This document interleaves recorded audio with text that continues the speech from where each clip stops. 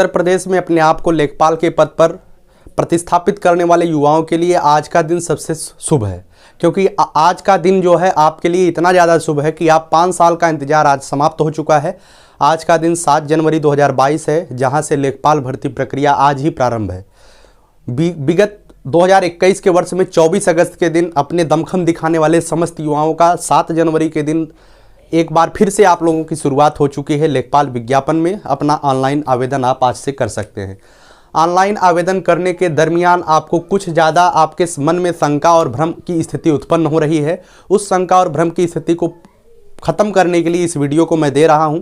जितनी भी चीज़ें आपके मन में शंका का दायरा चल रहा है वो सभी चीज़ें मैं यहाँ पे डिस्कस करूँगा। और सबसे बड़ी बात यह है कि परीक्षा कब तक होगी इस पर भी हम विचार कर लेते हैं और आपको पूरी तरीके से सत्यता बताने का प्रयास करूँगा। न ही मैं कुछ उलझुल की बात करता हूँ, जो भी बोलता हूँ बिल्कुल सत्यता पर आधारित बोलता हूँ। जो भी होगा फैक्ट के साथ आपको मैं बताने का प्रयास करूँगा, है ना। चलिए, आप सभी लोग जानते हैं 7 जनवरी से 28 जनवरी के बीच आप जो है आवेदन कर सकते हैं और वही लोग आवेदन कर पाएंगे जिन्होंने पेट की परीक्षा दिया है। पेट की परीक्षा में आपके कितने अंक हैं यह मायने नहीं रखता है, आप सभी लोग पार्टिसिपेट आवेदन कर सकते हैं। अब शॉर्ट लिस्ट किसे किया जाएगा यह जो है आपको एडमिट कार्ड आने के 1 हफ्ते पहले ही पता चलेगा। उसके पहले आपको ही पता नहीं चलेगा कि आप शॉर्ट लिस्ट हैं या नहीं है। एडमिट कार्ड आने के 1 हफ्ते पहले ये जानकारी आपको मिलेगी, ठीक है। सबसे बड़ी बात जो है वह है आय प्रमाण पत्र और जाति प्रमाण पत्र, मूल निवास प्रमाण पत्र। और कुछ लोग जो है ईडब्ल्यूएस की बात करते हैं, क्योंकि ईडब्ल्यूएस भी वर्तमान के समय में जाति प्रमाण पत्र ही बन गया है। तो इस तरीके के यह कब तक का होना चाहिए इस पर भी लोग हमसे पूछ रहे हैं, लगातार सवाल कर रहे हैं। तो मैं आपको बता दूं, पूरी तरीके से विज्ञापन में लिखा गया है 28 जनवरी के पहले का बना होना चाहिए। इस बात को ध्यान रखिएगा, 28 जनवरी के पहले का बना होना चाहिए। जिस प्रमाण पत्र के साथ आप लोगों ने पेट की परीक्षा में अप्लाई किया था उसी प्रमाण पत्र को सेम एज इट इज आप लेखपाल की परीक्षा में आवेदन कर सकते हैं, इसमें कोई शंका नहीं है।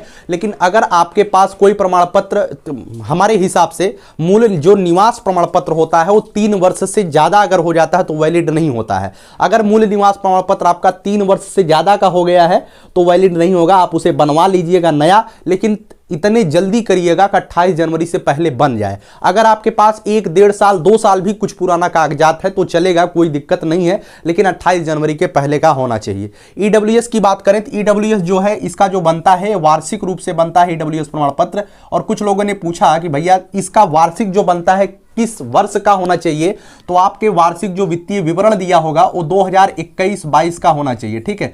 2021 और 2022 का जो वर्ष है, वित्तीय वर्ष है, इसी वर्ष में आपका ईडब्ल्यूएस प्रमाण पत्र होना चाहिए, वही काम करेगा। और ईडब्ल्यूएस प्रमाण पत्र भी 28 जनवरी के पहले का होना चाहिए, इस बात को गांठ बांध लीजिएगा।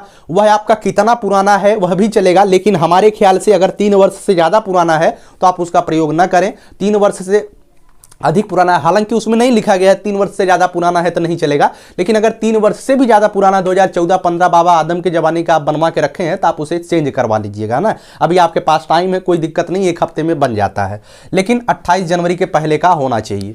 आगे बात करते हैं संशोधन कहाँ कहाँ हो सकता है। अगर आप लोगों ने पेट की परीक्षा में पेट की जो आपने पेट का एग्जाम दिया है या पेट का फॉर्म डाला था उसमें अगर आपने गलती कर दिया है तो उसमें कहाँ कहाँ आप संशोधन कर सकते हैं इसे देख लीजिएगा। इसमें आप अपने नाम में अगर नाम की मीनिंग अगर गलत हो गई है तो आप वहां संशोधन कर सकते हैं। आपके पिताजी के नाम में गड़बड़ी है तो उसे संशोधन कर सकते हैं। माताजी के नाम में गड़बड़ी है तो उसे संशोधन कर सकते हैं। आपके जेंडर में प्रॉब्लम है, जैसे प्रॉब्लम कर रहे हैं, गड़बड़ी है तो उसे आप चेंज कर सकते हैं। मेल का फीमेल हो गया, फीमेल का मेल हो गया है, ठीक है, इस तरीके का चेंजेज आप कर सकते हैं। उसके बाद आपका जो एड्रेस है, जो आपका व्यक्तिगत पता है या पत्र व्यवहार पता जो भी है, अगर आपने वहां पे थोड़ी भी गलती की है या पिन कोड गड़बड़ डाला है तो आप उसे सही करवा लीजिएगा, यह आपके पास मौका है।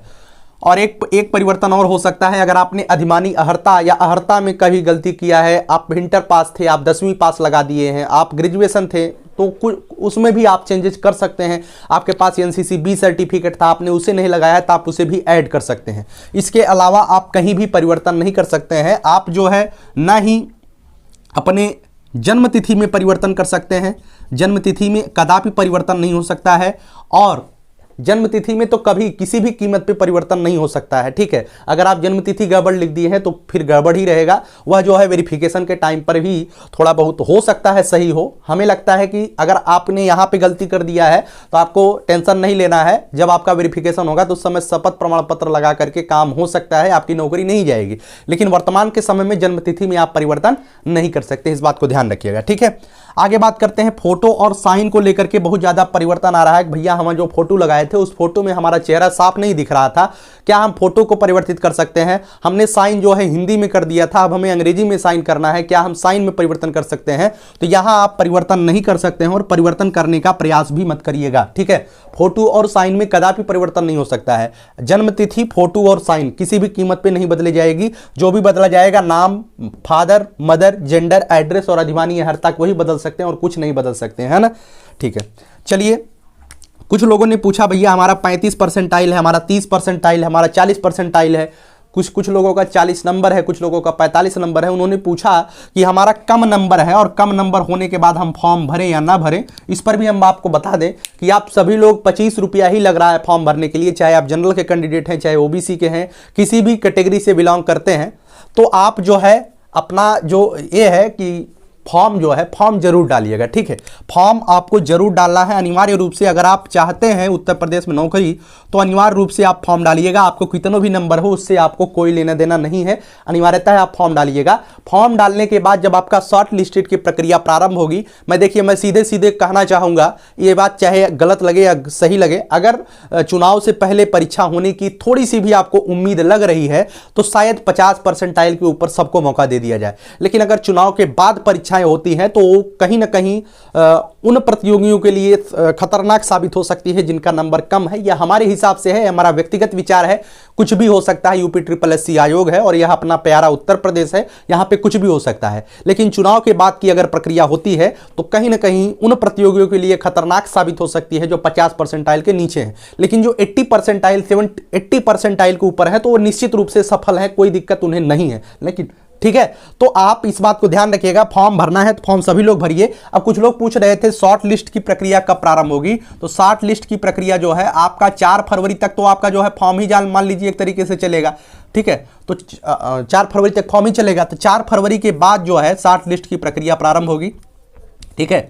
4 फरवरी के बाद ही प्रारंभ होगी। और देखिएगा परीक्षा कब तक हो सकती है इस पर हम बात करते हैं। पूरी की पूरी जानकारी आपने ले लिया किस तरीके से आपको फॉर्म भरना है। पेट के रजिस्ट्रेशन, अगर आपने पेट, कुछ लोगों ने कहा कि भैया हमने पेट का रजिस्ट्रेशन कराया था लेकिन किसी कारणवश परीक्षा नहीं दे पाए थे, क्या हम लेखपाल की परीक्षा में फॉर्म डाल सकते हैं? तो जी बिल्कुल, आप फॉर्म नहीं डाल सकते हैं, क्योंकि आपका जो है वैध स्कोर कार्ड आपके पास होना चाहिए। चाहे आपका 5 नंबर हो चाहे 10 नंबर हो, स्कोर कार्ड आपके पास होना चाहिए। अगर आपने परीक्षा नहीं दिया है तो आपके पास वैध स्कोर कार्ड नहीं है और आप फॉर्म नहीं डाल सकते हैं, ठीक है।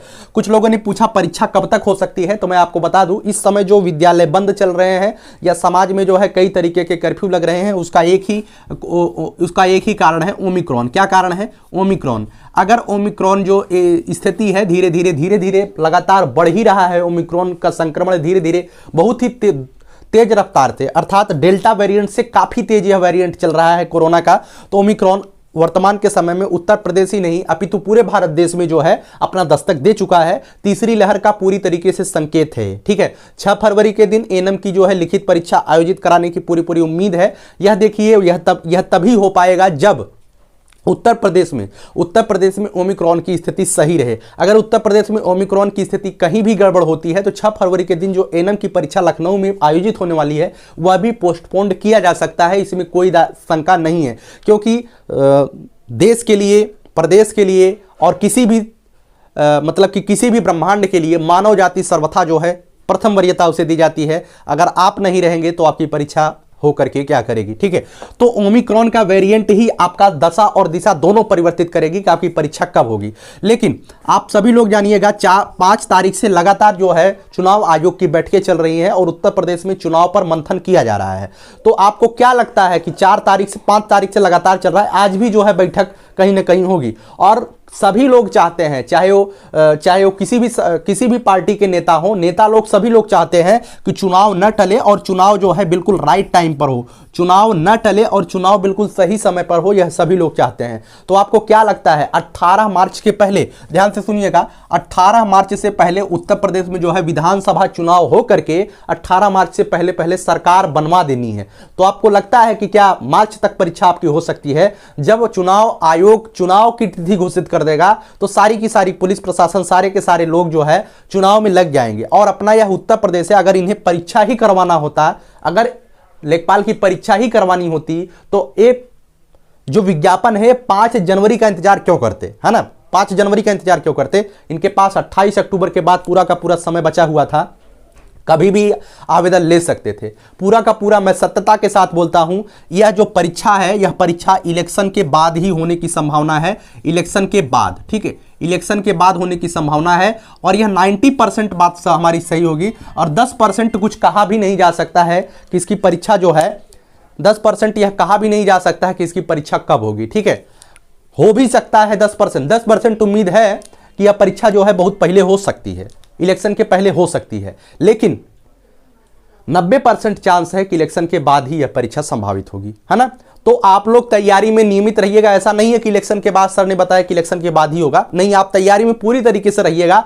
जो व्यक्ति इंतजार नहीं करेगा परीक्षा का और लगातार अपने सिलेबस को लेकर के पीता रहेगा घोल घोल करके, वही व्यक्ति सफल होगा। इस बात को ध्यान रखिएगा, क्योंकि 18 से 40 वर्ष के सभी लोग, चाहे उनका अनुभव कितना भी हो, 40 वर्ष तक के लोग, सभी लोग इसमें पार्टिसिपेट करेंगे और सभी लोग आपसे बेहतर करने का जरूर प्रयास करेंगे, ठीक है।